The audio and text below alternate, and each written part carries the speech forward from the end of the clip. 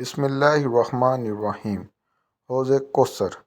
حضرت انس رضی اللہ عنہ بیان کرتے ہیں کہ نبی کریم صلی اللہ علیہ وآلہ وسلم کو ایک مرتبہ اونگ آئی، پھر آپ صلی اللہ علیہ وآلہ وسلم مسکرا کر سر اٹھایا تو صحابہ نے پوچھا، اے اللہ کے رسول صلی اللہ علیہ وآلہ وسلم، آپ کو کس چیز نے خوش کیا؟ آپ صلی اللہ علیہ وآلہ وسلم نے فرمایا، ابھی مجھ پر ایک صورت نازل ہوئی ہے۔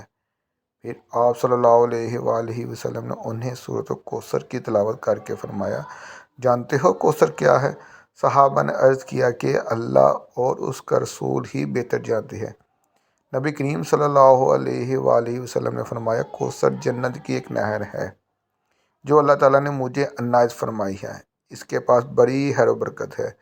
قیامت کے دن اس پر میری امت آئے گی۔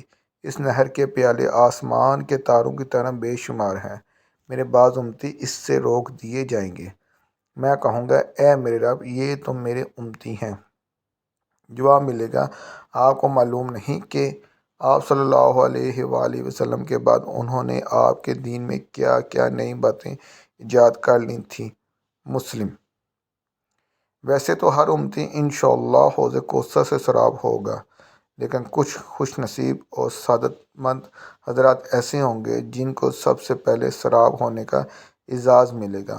ان کی صفات بیان کرتے ہوئے آن حضرت صلی اللہ علیہ وآلہ وسلم نے ارشاد فرمایا، سب سے پہلے حوض کوثر پر آنے والے مہاجر فقراء حضرات ہوں گے، جو دنیا میں پرگندہ بال والے اور میلے کچیلے کپڑے والے ہوں گے، جو ناز و نغم میں رہنے والی عورتوں سے نکاح نہیں کرتے اور گھر کے دروازے ان کے لیے کھولے نہیں جاتے ان کی دنیاوی بے سر و سامانی کی وجہ سے۔ ترمذی شریف 7/2۔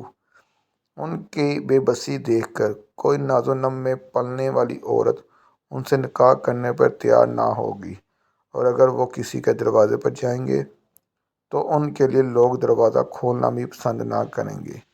دنیا میں تو ان کا یہ مسکنت کا حال ہوگا، اور آخرت میں ان کا وہ اعزاز و اکرام ہوگا کہ سب سے پہلے حوض کوثر پر بلائے جائیں گے۔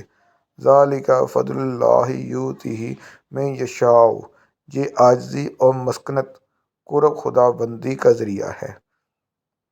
رسول اللہ صلی اللہ علیہ وآلہ وسلم نے فرمایا، حوض کوثر کے برتن ستاروں کے برابر ہوں گے۔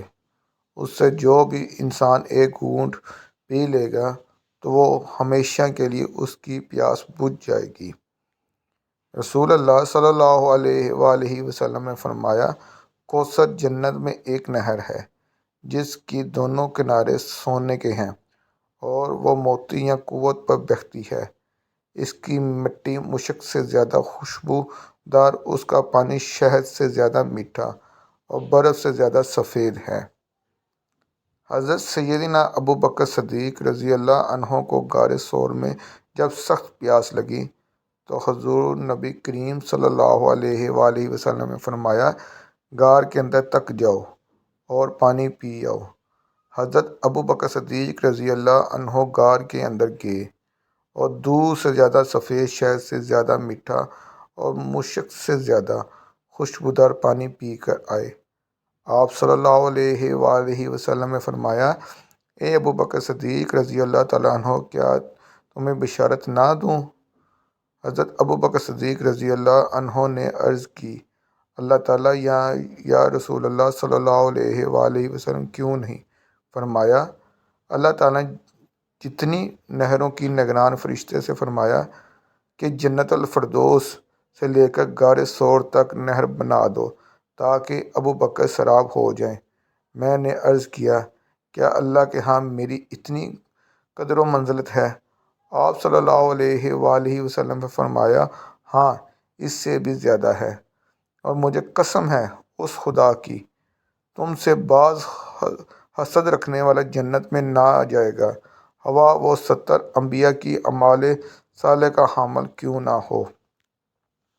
فرمان مصطفیٰ صلی اللہ علیہ وآلہ وسلم، جو کوئی اپنے مسلمان بھائی سے معذرت کرے اور وہ بلا اجازت شرعی اس کا عذر قبول نہ کرے تو اسے حوض کوثر پر حاضر ہونا نصیب نہ ہوگا۔ حدیث 6295۔ اگر آپ لوگوں کو میری ویڈیو اچھے لگے تو میرے چینل کو لائک، سبسکرائب اور بیل آئیکن کا بٹن پریس کر دیں تاکہ آنے والی ویڈیو کے بارے میں آپ سب کو جلد سے جلد نوٹیفیکیشن مل سکے۔ شکریہ۔